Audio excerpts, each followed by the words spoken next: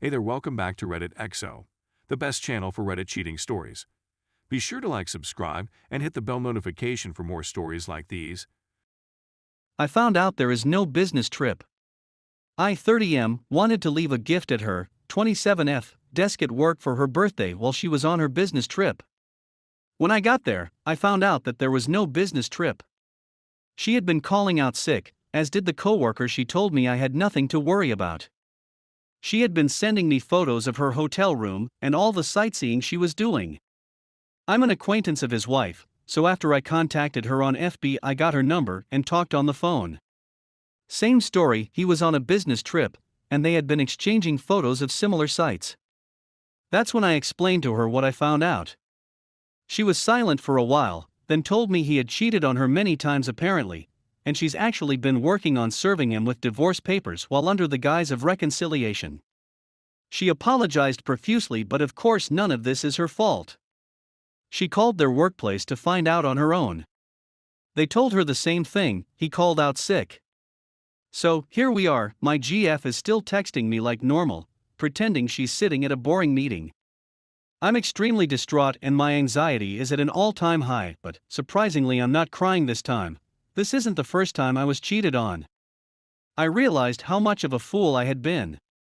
I saw the red flags, but I once again ignored them, thinking I just had trust issues that I needed to work on. I packed all her stuff and will wait for her to come back tonight. Update. AP's wife confirmed that the papers will be served Monday, and that she's not worried about any blowback from me confronting my ex. So I went ahead and confronted her. I will paste what I said. I know you're not on a business trip. I packed your stuff and left them outside for you. You'll have to find your own ride from the airport. Am beyond heartbroken and angry that everything we had built together meant nothing to you. I hope he was worth it. I am totally messed up in the head ATM, so I don't know when the next update will come, but I will make sure to do so. I appreciate all the suggestions, comments, and words of support. She's blowing up my phone, so I blocked her number. Her sister tried to reach me, so I informed her of the situation. She's shocked, embarrassed, and upset. She will drive my ex from the airport and help pick up her stuff. I have her spare key, so there's no need to worry about my safety. Someone suggested taking a vacation from it all. I might actually do that, but first I need some time to get myself right again. I had an anxiety attack. Very nearly called my ex too, out of habit. That realization made me even more sad. This sucks. Update. 1. So apparently AP's wife, let's just call her Jenny, inquiry, along with mine, set off a flag at their company HR, and they decided to investigate. Makes sense, you would think a married woman would know her husband was sick at home. So the cat's out of the bag. She told them everything. I'm my ex's emergency contact, so they tracked my number and contacted me about half an hour ago, asking how she was doing. She called out sick and hasn't responded in a few days. I told them everything as well. She wasn't sick. She had told me she was on a business trip but lied. She went on a trip with that asshole and is cheating on me with him. Everything just spilled out. I guess I still have so much bottled up I need to let out. So that's still developing ATM. Meanwhile, since I'm up, I might as well update you all. So shortly after I texted my ex yesterday, and she started blowing up my phone, Jenny texted me that AP has been texting her, being much more communicative than normal, and eventually asked if anything was up and what she was doing. She played along. This pretty much confirms that him and my ex were together. My ex and her sis came and picked up her stuff after they landed last night. They didn't knock, I didn't open the door. After they were done, they sat in their car for a while. I could see her sister's hand gestures moving frantically as they talked. Maybe she was lecturing her or what, I dunno. She was clearly upset. Ex was buried in her own hands. After a while she got out and knocked on my door. A lot of Redditors suggested completely ghosting her, but I decided I wanted to talk to her. I wanted to know what she had to say for herself, and I wanted to see her cry. Boy, what a shit show. It was painful. Lying, gaslighting, deflecting. It meant nothing. She begged to work it out and promised to block him on everything, she'd keep her phone unlocked, etc. At one point she even tried to guilt-trip me. I asked her to show me her phone. She refused. She refused. I was done. I told her to get out of my face and never contact me again. She burst further into tears and pleaded until she eventually agreed to give me her phone. I found everything on FB Messenger. Sexts, nudes, videos. Conversations about me, how clueless I was, how she felt guilty, but was too horny to care ATM. I took screenshots and sent them to myself, which I later forwarded to Jenny.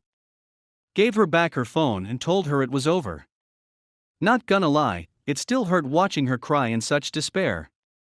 But I had to remind myself that she's not sorry she cheated, she's only sorry she got caught. She knew I had been cheated on before, and how traumatic that was for me. It didn't matter.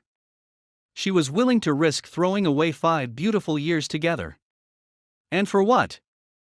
I closed the door and talked with my mom and dad on the phone for a while, and then pretty much cried myself to sleep. I told Jenny that I was here for her if she needed any help or support, and if she needed a place to stay she is more than welcome to stay with me and my brother. I'm already dreading today. I don't know what to do with myself ATM. I can't even get back to sleep. Update 2. Jenny, AP's wife, called me to tell me that AP and my ex-husband had both been dismissed from their jobs. Not only that, but he was also served with divorce papers on the same day as well. They got into a heated dispute, and he started smashing doors and hitting things.